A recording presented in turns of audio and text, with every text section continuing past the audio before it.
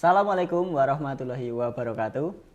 Halo Sobat Konservasi, di Bincang Konservasi yang perdana ini kita akan mengangkat satu topik yang sangat menarik, yaitu adalah isu tentang konservasi lingkungan. Nah, di dalam Bincang Konservasi yang kali ini, aku tidak sendiri nih, aku ditemani oleh rekan aku, yaitu Mas Ales. Selamat siang Mas Ales. Selamat siang Mas Radit. Nah, Mas Ales ini adalah salah satu mahasiswa dari Fakultas Kehutanan Universitas Gadjah Mada yang memiliki minat di Departemen Konservasi Sumber Daya Hutan.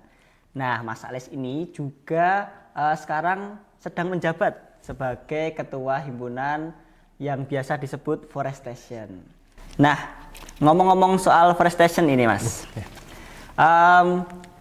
Kalau nggak salah, aku pernah dengar bahwa Forestation di dalam setiap tahunnya itu mengangkat isu-isu tentang lingkungan yang berbasis tentunya konservasi. Nah, mungkin di periodenya Mas Ales ini sendiri, mungkin dari Mas Ales, Forestation yang tahun ini itu akan mengangkat isu apa, Mas? Oke, terima kasih. Kalau dari Forestation sendiri, itu memang di setiap periodenya juga berganti-ganti isu, dan di periode ini itu mengangkat isu upaya peningkatan kesadaran konservasi lingkungan. Gitu. Jadi mungkin juga selaras sama tema kita di siang hari ini, Mas Adit. Upaya kesadaran konservasi lingkungan, Mas. Tapi kalau berbicara tentang konservasi nih, Mas, apalagi isu yang diangkat di Forestation itu tadi upaya peningkatan kesadaran. Nah, mungkin belum lama ini ada berita bahwa presiden kita itu seakan-akan mendukung deforestasi yang ada di Indonesia. Nah, mungkin dari pandangan Mas Ales sendiri nih selaku mahasiswa yang memiliki minat di konservasi, ini kan tentunya deforestasi ini bertentangan ya dengan sistemnya konservasi. Nah, itu mungkin dari Mas Ales pandangannya seperti apa? Oke, kalau dari saya sendiri melihat hal ini perlu dilihat juga bahwa alasan daripada presiden kita itu mencanangkan kebijakan itu kenapa. Tapi kalau dari konservasi sendiri itu ada beberapa paham menurut saya. Jadi ada setidaknya yang saya tahu ada paham utilitarianisme dan juga paham konservasionis. Kalau paham konservasionis itu bagaimana kita bisa menjaga lingkungan dan juga sumber daya ini, baik yang dinilai atau bernilai maupun yang tidak. Tapi kalau utilitarian itu di situ kita menjaga sesuatu yang mungkin bisa mendapatkan nilai untuk kesejahteraan manusia gitu. Nah, dilihat juga dari dari keputusan dari presiden ini, itu apa yang jadi pertimbangan, apakah ada sesuatu yang mungkin kesejahteraan manusia di situ atau bagaimana. Tapi tentunya kalau dari konservasi sendiri, dari saya sendiri, itu yang digeser itu apa dulu, apakah hutan alam ataukah memang sebelumnya memang lahan kosong atau apa gitu.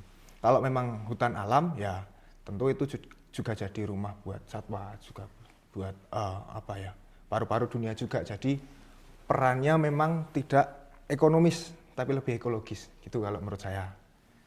Dan saya kayak gitu. Oke, ini ngomong-ngomong tentang tadi kan Mas Ales sudah mencuplik atau berbicara tentang ekologis dan ekonomis. Nah, mungkin kalau dari segi ekologis kita udah seperti hutan atau ekosistem itu tidak bisa diganggu-gugat. Tetapi kan masyarakat juga ini Mas membutuhkan ibaratnya sumber ekonomi. Nah, salah satunya kan yang ada di Indonesia itu adalah sumber daya alamnya, yang terutama itu ada di hutan. Ya, nah, itu kan biasanya nih masyarakat seperti masyarakat desa hutan itu kan biasanya mencari ekonominya, sumber ekonominya itu dari sektor hutan yang ada di daerahnya. Tapi itu kan terkadang bertentangan juga kan. Nah, mungkin kalau dari Mas Ales sendiri itu tanggapan dari perilaku atau hal-hal yang dilakukan oleh masyarakat itu kayak gimana selain deforestasi itu tadi. Oke, agak berat nih pertanyaannya. Iya. Langsung berbahaya ini. Santai aja di sini nanti kita ada sensor juga. Ya, rada berbahaya. Gini, kalau menurut saya dari pemerintah itu sebaiknya atau seyogianya itu memang ada survei lapangan dulu, apakah di situ ada hewan apa yang dilindungi, harus ada, apakah ada masyarakat di situ yang benar-benar membutuhkan hutan sebagai tonggak hidup mereka juga. Jadi nggak asal untuk ini diganti lahan ini, nanti alih fungsi lahan, terus nanti alih aturan gitu. Semata-mata seperti itu harapan saya tentunya. Jadi menilik tentang masyarakat desa hutan ya jelas kalau misalkan tanah mereka diganggu ya menurut saya juga tidak elok juga, walaupun mungkin sebenarnya negara punya punya sedikit hak untuk itu, tapi tentunya negara itu lebih berkewajiban untuk memberikan kesejahteraan masyarakatnya juga, termasuk masyarakat desa hutan tadi, kalau menurut saya gitu. Jadi tentang prioritas, tentang mana yang harus didahulukan, mana yang harus dipertimbangkan, dan solusinya bagaimana, gitu kalau menurut saya. Oke, tapi ini Mas, kerusakan yang ada di hutan Indonesia itu kan sebenarnya juga tidak terlepas dari adanya mungkin kebijakan yang kurang mendukung juga.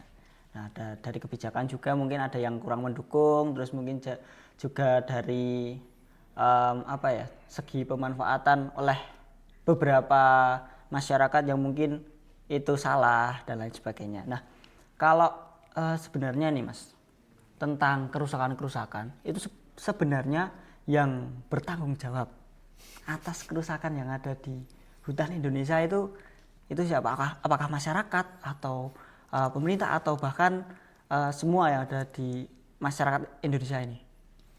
Oke, siapa yang bertanggung jawab?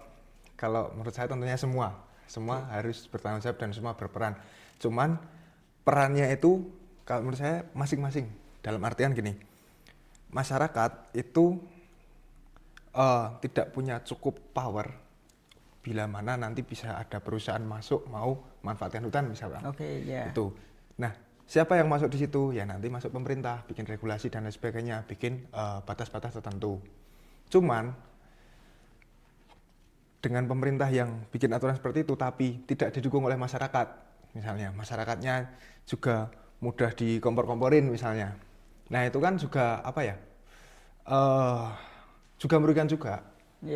Karena tentu ya beberapa kejadian kan ada, jadi yang dimulainya dari masyarakat dulu, bahkan masyarakat diminta untuk demo dan sebagainya, untuk itu akhirnya rugi, dibohongi gitu kan. Ada suatu kepentingan. Ya ada kepentingannya kan juga banyak juga. Jadi menurut saya itu perlu kolaborasi lah antara pemerintah dan juga masyarakat, di mana pemerintah ini harus tegas dan juga harus menegakkan aturannya itu loh. Dari masyarakatnya juga harus mendukung dan harus pintar-pintar memfilter mana nih yang kira-kira memang jadi kepentingan untuk bangsa kita ini, bukan untuk kepentingan pribadi, bukan untuk kepentingan perusahaan dan lain sebagainya.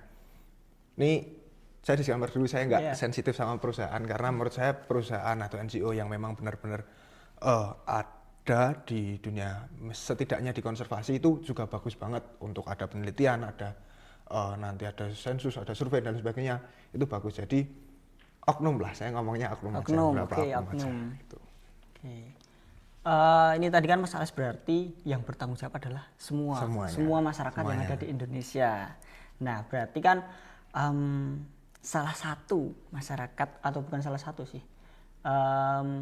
adalah masyarakat yang mungkin memiliki komunitas yang juga bergerak di lingkungan sebagai pencinta lingkungan, atau mungkin bergeraknya di satwa liar, tentang konservasi itu. Nah salah satunya itu kan ada forestation ini sendiri Mas. Ini kan juga tentunya bergerak di bidang konservasi. Nah kalau dari forestation ini sendiri, forestation ini adalah himpunan kan ya Mas, himpunan mahasiswa ya, minat konservasi. Tentunya di himpunan ini pasti ada proker-proker nih Mas, program kerja. Ya, setiap tahunnya mungkin adalah inovasi-inovasi gitu ya. Nah, mungkin kalau dari Forestation sendiri, Mas Ales selaku ketua himpunannya nih, ini ada nggak Mas proker dari Forestation itu yang mendukung penuh tentang apa ya, gerakan konservasi yang ada di Indonesia ini? Kan kita Mas Ales terkhususnya adalah Forestation nih, masa nggak ada nih prokernya? Kalau dari Forestation sendiri itu sejauh ini semua program kerja kami itu selaras dengan prinsip-prinsip daripada konservasi itu sendiri, gitu. Tapi mungkin yang akan berdampak langsung dan ke lingkungan itu beberapa, contohnya misalkan ada penanaman dari KP3 wetland, penanaman mangrove. Tuh, terus ada juga nanti program kerja kami kayak jelajah konservasi itu juga nanti di situ ada penanaman juga. Terus di penelitian bersama itu juga kami menyumbangkan apa ya, hasil penelitian kami juga. Jadi apa ya, kami selalu mengedepankan prinsip-prinsip bahwa setiap program kerja kami harus selaras juga dengan kepentingan lingkungan gitu. Oh, berarti itu salah satu atau beberapa proker ya Mas, yang beberapa aja yang apa menyangkut tentang konservasi lingkungan itu tadi. Kurang ya? lebih kita dalam satu periode itu ada sekitar 80 program 80 kerja. program kerja dalam itu dalam satu periode. Itu termasuk juga pematerian dan juga pengamatan dari teman-teman kelompok studi atau KP3. Kami ngomongnya KP3, jadi ada kelompok pengamat, peneliti dan juga pemerhati. Di kami itu ada kelompok studi itu di Forestation. Itu ada 5, ada KP3 burung, wetland atau lahan basah, nanti ke mangrove dan juga yang penanaman itu tadi. Yang penanaman itu tadi, dan wetland, terus ada ekowisata, terus ada herpetofauna, nanti yang misalnya suka lihat ular reptil itu herpetofauna. Terus dan juga yang terakhir itu ada KP3 primata. Primata. Ada berarti primata. Ini Mas lihat kayak monyet ekor panjang, owa gitu ya? Ya, banyaknya lihat monyet, owa gitu ya. Primata itu jadi cukup banyak. Kemarin di waktu ada expo, kami kan ada program ada expo, itu cukup banyak teman-teman yang mendaftar.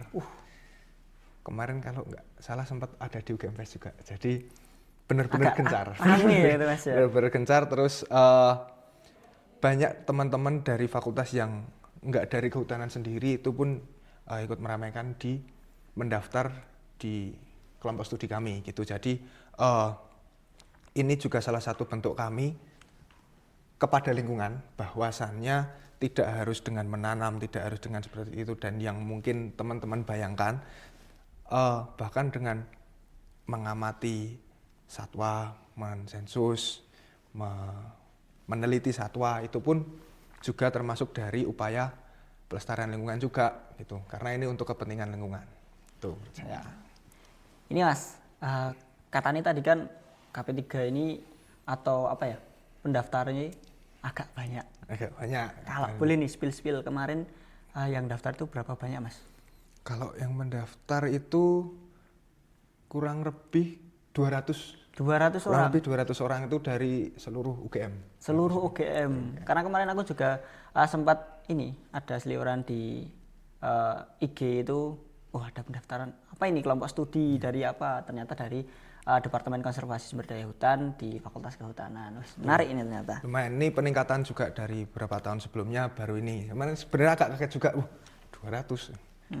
Lebih hampir satu angkatan kan 200. Jadi ya juga sih. Ya itu lumayan ramai, jadi ikut senang lah dari teman-teman Forestation ini.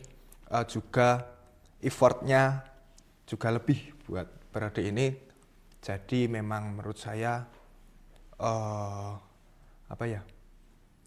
worth lah kira-kira kalau misalnya teman-teman tahu tentang KP3 dari Forestation ini, kalau mau ikut juga mungkin dibuka lagi pendaftaran gitu. Jadi stay tune, jangan lupa ikut. Oke. Itu tadi sobat konservasi bisa dicatat ya.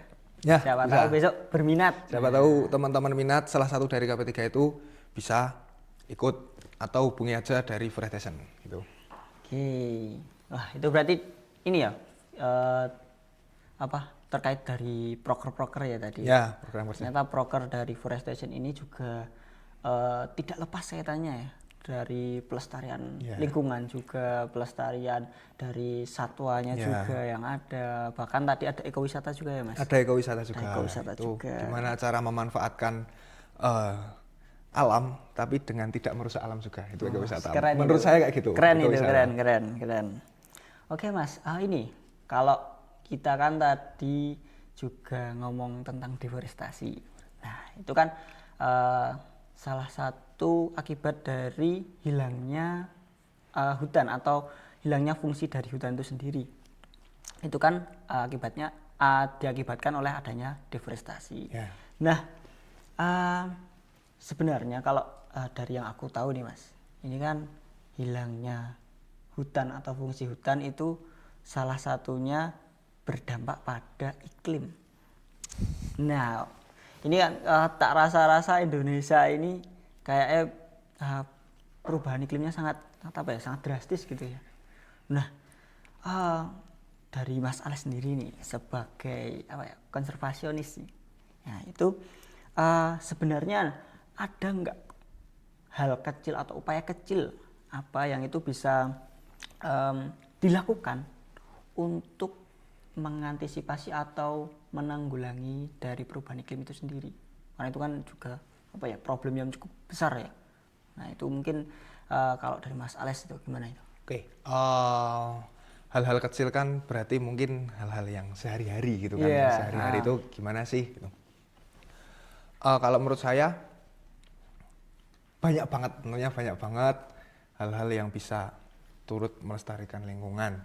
Cuman beberapa yang mungkin bisa saya ambil contoh, terutama dari energi hemat listrik, hemat air, itu terus mungkin yang baru ngetren akhir-akhir ini itu teman-teman di luar sana itu banyak yang suka nyepeda, bersepeda, suka olahraga. Banyak yang suka lari, terus banyak yang suka jalan kaki. Nah itu menurut saya juga upaya untuk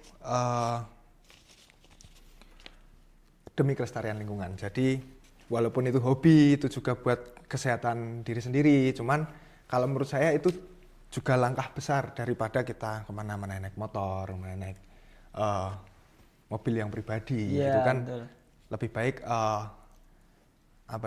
dipupuk lah untuk teman-teman suka jalan kaki, suka lari. Jadi menurut saya orang yang suka lari sama suka nyepeda di masa yang semodern itu keren. Itu keren. Gitu. Apalagi ini ya Mas, kalau bersepeda, jalan kaki itu kan impact-nya nggak juga ke lingkungan tapi ke diri sendiri juga. Jadi gitulah, bagus lah buat semuanya menurut saya. Ya. Ini Mas, kan tadi sempat juga proker-proker dari Forestation itu menyangkut tentang masyarakat juga. Nah, itu sebenarnya untuk menggait atau merangkul masyarakat itu kalau dari Mas Alex sendiri untuk terkhususnya untuk gimana cara kita atau Mas Alex nih atau teman-teman yang lain nih yang dari konservasi itu merangkul atau mengajak masyarakat supaya mereka itu sadar atau sekedar tahulah ternyata lingkungan itu perlu nih dikonservasi atau lingkungan ini punya dampak besar terhadap diri sendiri dan juga diri orang lain. Oke, menurut saya itu tentu udah karena itu isu kami juga, jadi itu udah digodok lah sama teman-teman di kepengurusan itu gimana sih caranya kita tuh biar konservasi ini nggak cuma di mahasiswa aja, nggak cuma buat kita aja yang mungkin bergelut di bidang biologi atau bergelut di bidang kehutanan aja, cuman ini tuh harus kita lakukan bersama-sama dengan masyarakat yang lebih luas skalanya gitu. Dengan misalnya simpel kayak yang mendaftar KP3 tadi banyak gitu. dengan teman-teman yang daftar KP3 banyak, berarti akan ada paham konservasi di mana menjaga hutan dan menjaga lingkungan itu juga dibawa ke keluarga atau ke rumah atau ke lingkungan mereka juga. Yang pertama, jadi bisa ditularkan dari situ juga. Gimana sih kalau di KP3 itu apa sih yang dipelajarin, kayak gimana sih di konservasi itu bisa ditularin lewat situ, satu yang pertama. Yang kedua, itu bisa juga dari media sosial. Media sosial, oke.